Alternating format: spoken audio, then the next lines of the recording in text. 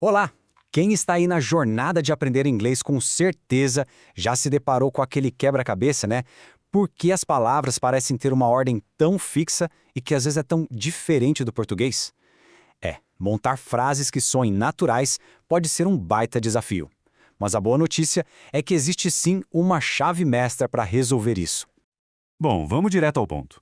Essa frustração com a ordem das palavras é super comum. Mas a resposta, felizmente, é mais simples do que parece.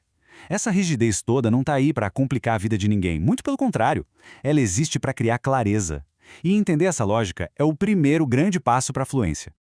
E, para guiar a gente nessa conversa, vamos usar os insights do professor Ed Costa. Ele define a sintaxe, ou seja, essa habilidade de montar frases do jeito certo, não como uma regra chata, mas como uma verdadeira espinha dorsal da fluência. É a base que sustenta tudo que a gente fala. Então, qual é o grande segredo? Pois é, existe uma fórmula que é surpreendentemente simples e que governa a grande maioria das frases em inglês. É um padrão que, uma vez dominado, funciona como uma verdadeira chave mestra. E essa fórmula tem até nome. O professor Ed Costa chama de PUSH, Padrão Único de Comunicação Humana. O nome já entrega o ouro, né? Não é só uma regrinha, é a base da comunicação clara e eficaz em inglês. O primeiro componente dessa chave é o sujeito. É bem simples.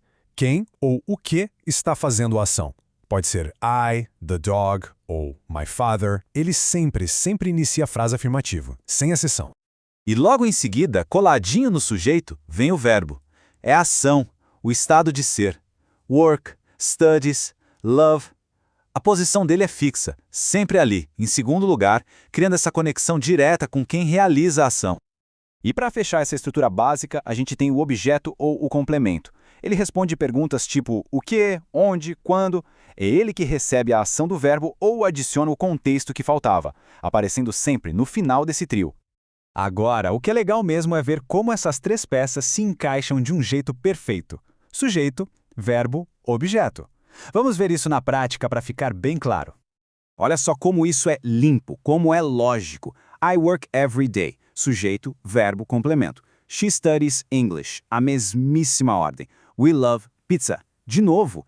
Quando esse fluxo SVO é internalizado, montar frases básicas vira uma coisa quase automática. Certo, a parte afirmativa está dominada, mas e para negar ou para perguntar? Aí entra uma pecinha extra que destrava tudo, o verbo auxiliar. Pensa nele como um pequeno ajuste na nossa chave mestra. E a regra para usar essa peça é incrivelmente simples. O professor Ed Costa deixa isso bem claro. O auxiliar, seja ele do, does, will, qualquer um, ele tem um lugar fixo. Ele entra exatamente no meio, entre o sujeito e o verbo principal. E aqui a gente vê isso de forma brilhante. Na afirmativa, I work. Para negar, o do not entra bem ali no meio. I do not work. Para perguntar, o auxiliar do pula lá para o começo, mas a ordem sujeito-verbo e o work se mantém. A estrutura é super consistente. Agora que a estrutura principal está sólida, vamos adicionar um pouco de cor, de detalhes. Onde é que entram as qualidades, as descrições, como os adjetivos e os advérbios? Eles também têm seus lugares específicos dentro da nossa fórmula SVO. Para os adjetivos, a regra é o contrário do português, e isso não é negociável. A qualidade vem sempre antes da coisa. Não é car new, é sempre new car. A comparação aqui deixa tudo bem claro. Enquanto em português a gente diz um carro novo, em inglês se inverte para a new car. A mesma lógica vale para The Blue House versus a Casa Azul. É uma pequena mudança de mentalidade que faz toda a diferença.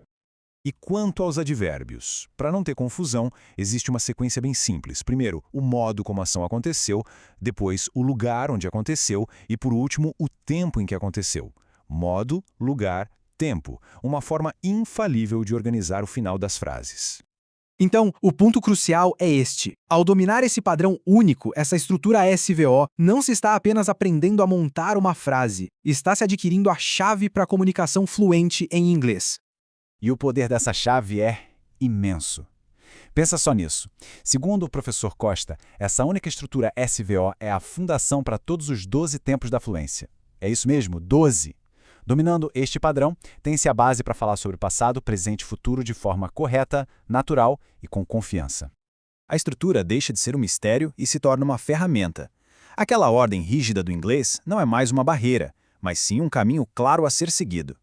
A pergunta que fica então é, com a chave em mãos para destravar as ideias, o que vai ser dito primeiro?